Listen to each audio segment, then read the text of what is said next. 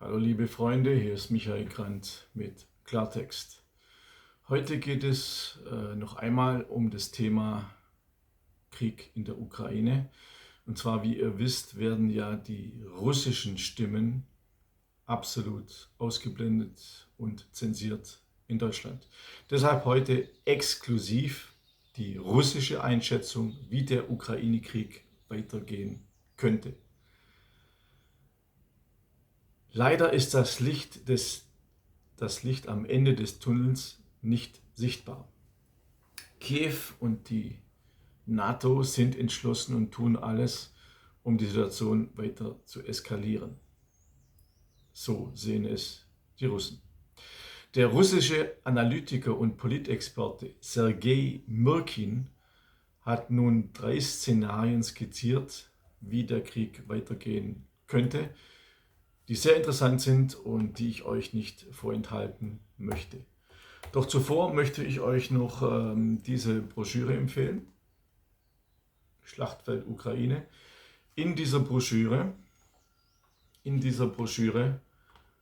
sind die Hintergründe zum Krieg, und zwar politisch völlig unkorrekt von mir dokumentiert mit seriösen Quellen.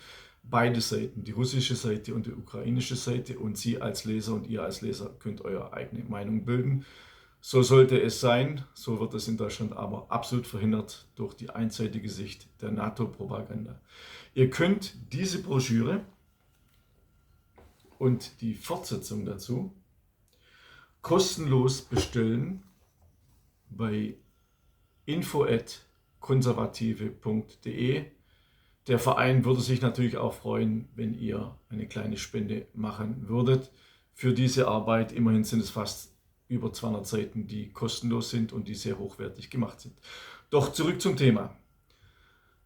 Sergei Mirkin hat, wie schon angesprochen, 3 Szenarien skizziert. Das erste Szenario lautet wie folgt: Radikalere Denker in der russischen Gesellschaft und analytischen Elite haben dem Kreml mehrmals vorgeworfen, dass Russland seine Militäroperation in der Ukraine mit Samthandschuhen durchführe und dabei den Humanismus nicht aus den Augen verliere.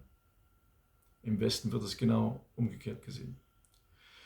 Diese Behauptung ist sehr stichhaltig aus Sicht der Russen, wenn man die Militäroperation der russischen Streitkräfte in der Ukraine mit jener der israelischen Armee in Gaza vergleicht.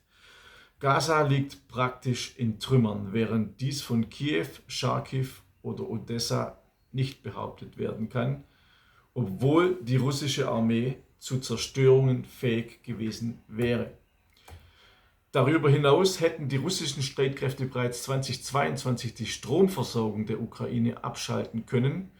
Das tun sie jedoch nicht, und zwar in erster Linie, wenn man so etwas inmitten eines Krieges behaupten kann, aus humanitären Gründen. Russland wird mit Raketen und Drohnen Militäreinrichtungen und die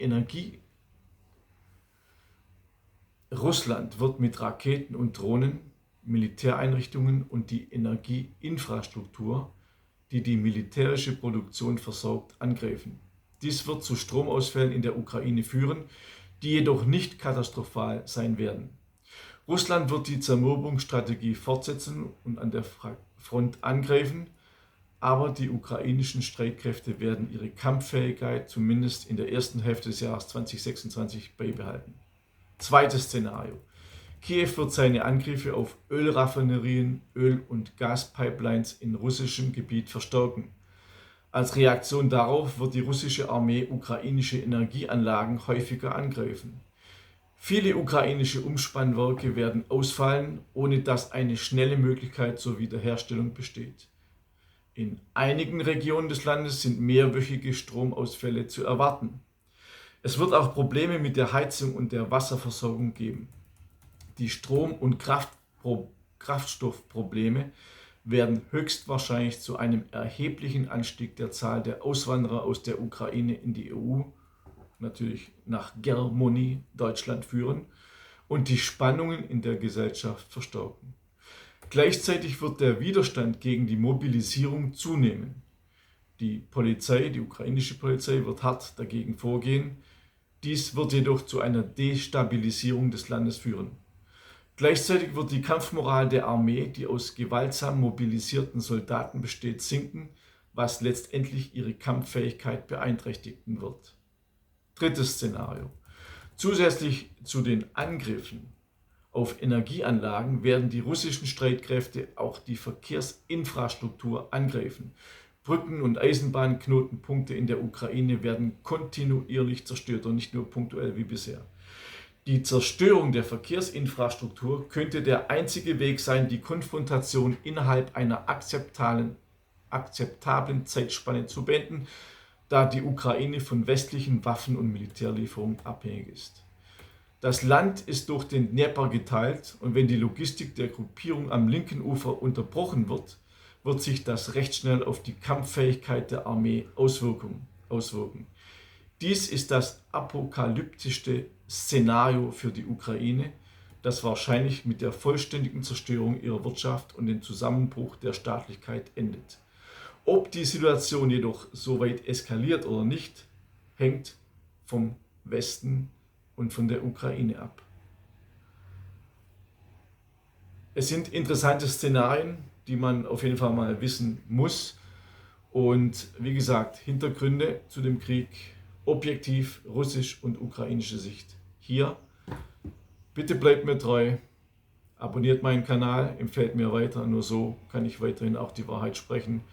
Abonniert meinen kostenlosen Newsletter auf www.michaelgrant.de. Alles Gute, bis zum nächsten Mal.